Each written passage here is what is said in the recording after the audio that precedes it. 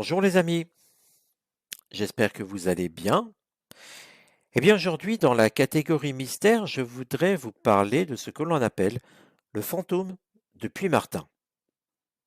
Alors, ce fantôme serait, je dis bien serait, euh, une entité, quelque chose en tout cas, qui serait enfermé dans dans une pièce qui donne avec une fenêtre sur l'extérieur. C'est une princesse, ou en tout cas la femme du chevalier, du comte.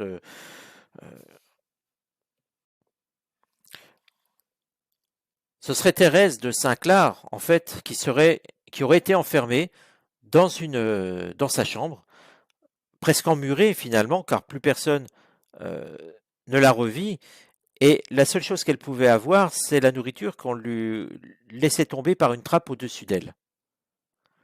Elle fut emprisonnée par son mari de retour qui outre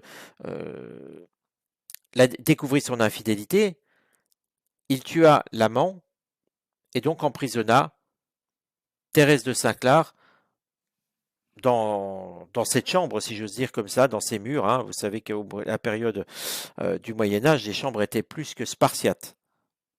Alors je vous laisse découvrir le document qui vous racontera cette histoire mieux que moi, bien mieux que moi. Et puis à la fin de ce document, eh bien on pourra faire un tirage, voir les questions que ça évoque. Je vous donne rendez-vous à tout à l'heure. Des vallées verdoyantes parsemées de villages et de rivières, le Périgord est un des hauts lieux de la culture française. Mais le Périgord, c'est aussi le pays des 1001 châteaux. Castelnau, Bénac, Bourdeil, les donjons et les remparts dominent la région. Parmi ces joyaux historiques, il en est un qui serait hanté depuis plus de 200 ans, le château de Puy-Martin. Il a été construit au XIIIe siècle par les abbés de Sarlat. Au cœur de 130 hectares de parcs et de bois, Puy-Martin semble sortir tout droit d'un conte de fées. Le château attire chaque année des milliers de visiteurs. Dans cette forteresse chargée d'histoire, les curieux viennent admirer les vestiges du passé. Et aussi quelques curiosités. La tour nord abriterait un fantôme. D'ailleurs en ville, on semble le connaître. On raconte qu'il y a un fantôme qui s'appelle la Dame Blanche. Le propriétaire dit l'avoir vu. Il y a une Dame Blanche. Voilà, c'est tout ce que je peux dire. C'est une drôle d'histoire, oui. Mais bon, c'est un mystère, hein. Le château de Puy-Martin serait donc hanté depuis le XVIe siècle. Il s'agirait du fantôme de Thérèse de Saint-Clar, soupçonnée d'infidélité par un mari jaloux qui l'enferme dans la tour nord.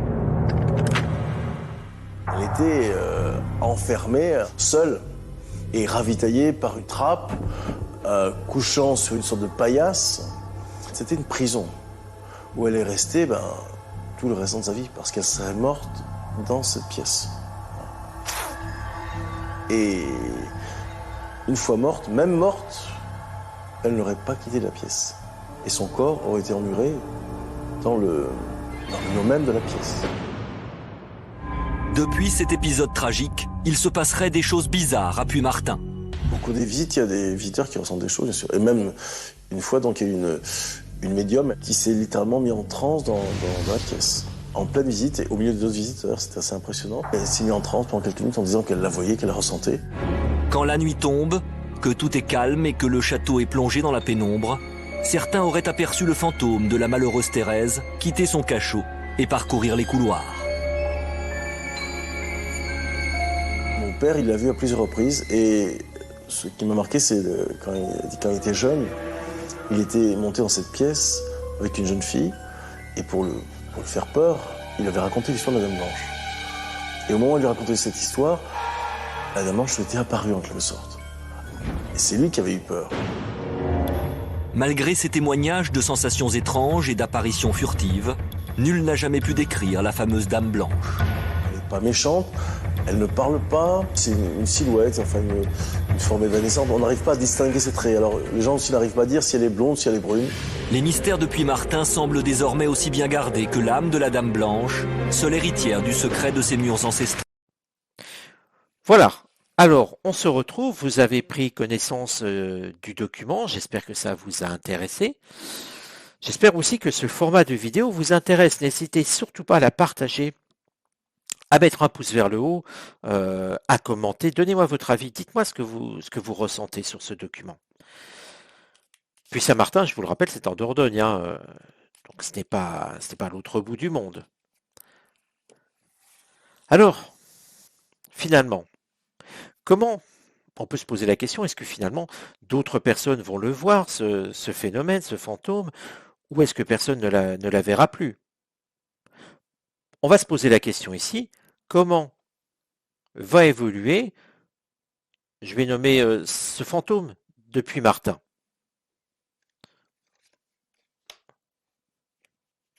Voilà, donc je vais faire un tirage en croix, tout simplement, pour voir un petit peu la situation actuelle, ce qui va aller contre l'évolution de ce fantôme, le conseil à donner. Bon, là, c'est un petit peu curieux de donner un conseil à une entité, mais peu importe. Et puis, le résultat est maintenant la synthèse. Alors, on sent quelqu'un qui a quitté ce monde. Ça, c'est clair. Vous voyez que on est bien sur quelque chose d'abstrait, quelque chose où le meilleur qu'elle pouvait avoir dans ce monde, cette entité qui fut autrefois Thérèse de Saint-Clar, a quitté ce monde. On sent bien déjà un défunt. Je prends mes précautions pour nommer, tout simplement parce que j'essaie de respecter aussi les croyances de chacun et d'expliquer un phénomène, si vous voulez, par des mots qui soient le plus réceptifs au plus grand nombre. Mais vous voyez tout de suite la différence. Je vous explique en même temps. Si on avait eu ça ici, je vous aurais dit tout de suite, on n'en entendra plus jamais parler. Si on l'avait eu ici, je vous aurais dit que ça n'a jamais existé. Mais nous l'avons ici. Et ça, c'est le point de départ, on va dire, de cette entité, de ce fantôme. C'est son départ du passage terrestre à un autre passage. Alors, qu'est-ce qui va aller contre? Il va visiblement avoir beaucoup de changements. Et il y a eu déjà des changements. Tout simplement des changements dans le trafic, des changements aussi dans la communication.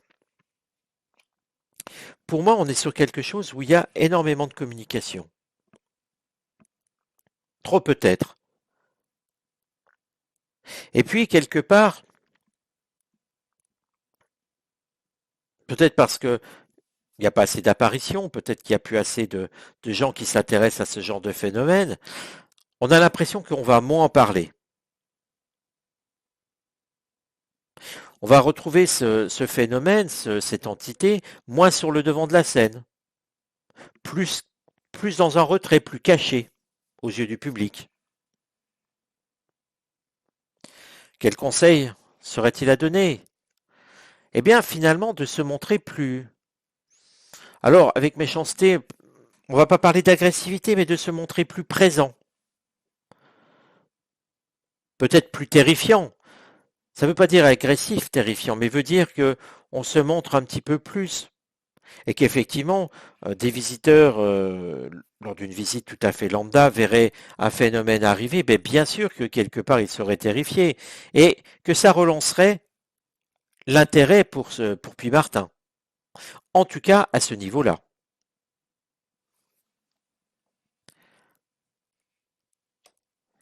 Alors je regarde ces deux cartes. Il semble en tout cas que finalement, il y ait plus de phénomènes. Les phénomènes vont revenir dans le temps. On en reparlera quand même plus. Peut-être que ces dernières années, effectivement, on a moins parlé. Bien sûr, les habitants du Cru, eux, connaissent la légende, connaissent un petit peu tout ça. Mais l'intérêt, c'est que, effectivement, tout le monde connaisse, que ce soit en France, en Belgique, en Suisse, pourquoi pas dans tous les pays francophones. Un phénomène aussi important et ce château aussi important. Mais il semblerait que quelque part, on en reparle. Et que sous l'apparition d'un homme, je pense à l'actuel propriétaire, il remet en avant cet étrange phénomène. Qu'il sache représenter tout ça. Et pour moi, il y aura de nouvelles apparitions. Le phénomène reviendra. On en reparlera, ça sera remis en avant par le propriétaire du château, mais tout ça va redémarrer. Alors je vous dis pas qu'il y aura une apparition par jour, bien sûr que non, hein, on n'est pas du tout là-dessus. Mais vous voyez, on n'en parle plus quasiment. On a ces émissions qui sont là-dessus, qui restent peut-être un petit peu dans l'étrangeté, dans le mystère, mais on n'en parle plus beaucoup. Or là, oui, on va en reparler plus. Ça sera intéressant justement, et que ça va relancer l'intérêt pour Puy-Martin. Pour Puy-Martin et pour d'autres choses, mais pour Puy-Martin en l'occurrence. Et le propriétaire du château va lui arriver très bien à en profiter, je dirais. Ça va être intéressant pour lui. Alors maintenant, comment va évoluer le public face à Puy-Martin? Qu'est-ce qui va se passer? À nouveau, tirage en croix. Comment va évoluer le public face à Puy-Martin? Face au phénomène de Puy-Martin. En fait, j'essaie de voir s'il va avoir un regain d'intérêt. Vous voyez, un petit peu des choses comme ça. Et pour l'instant, c'est vrai qu'il ne se passe rien. On n'en entend plus trop parler. Je dirais que pour avoir visité Puy-Martin et n'avoir rien ressenti ou vu, hein, je vous avoue clairement, il ne s'est rien passé. Hein, voilà, j'y avais été en visite. Je n'ai rien vu d'extraordinaire. Voilà. Peut-être n'y avait-il rien à voir, je ne sais pas, hein, je ne juge pas, je vous dis juste que j'y étais, je n'ai rien vu d'extraordinaire. Et que pour l'instant, visiblement, tout semble bloqué. Peut-être faut-il aussi certaines conditions pour que ce phénomène se produise. Hein.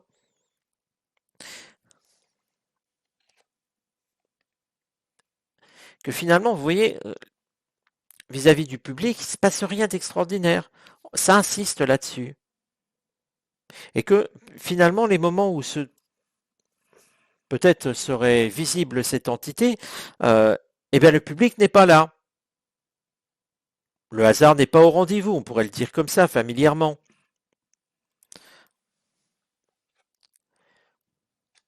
Et que pour l'instant, le public, eh bien, il doit continuer à ne plus s'y intéresser.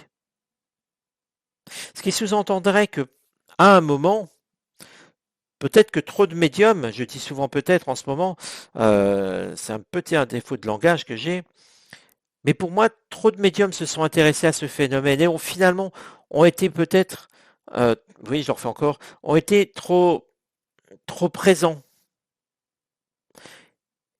et ont visiblement amené beaucoup trop d'énergie dedans. Un petit peu comme un acteur, si on peut dire comme ça, ce phénomène, comme un acteur trop sollicité et finit par s'épuiser face à son public. Alors je le dis comme ça pour que vous le compreniez, bien sûr, ce n'est pas la même chose, mais vous voyez, c'est pour donner une idée. Mais il y aura du changement. Les changements seront là. Les changements parce que les gens vont se comporter différemment. Se montrer peut-être tout simplement plus respectueux. Se montrer vraisemblablement ouais, plus respectueux, plus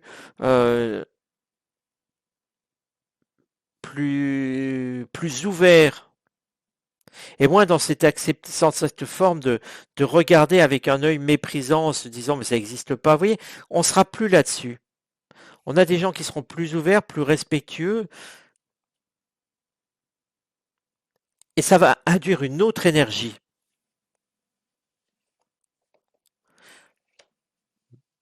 Mais vous voyez qu'il va falloir attendre quelques temps. Et pour moi, on va attendre encore quelques années avant que le phénomène se reproduise devant du public. 3 à 5 ans, je dirais.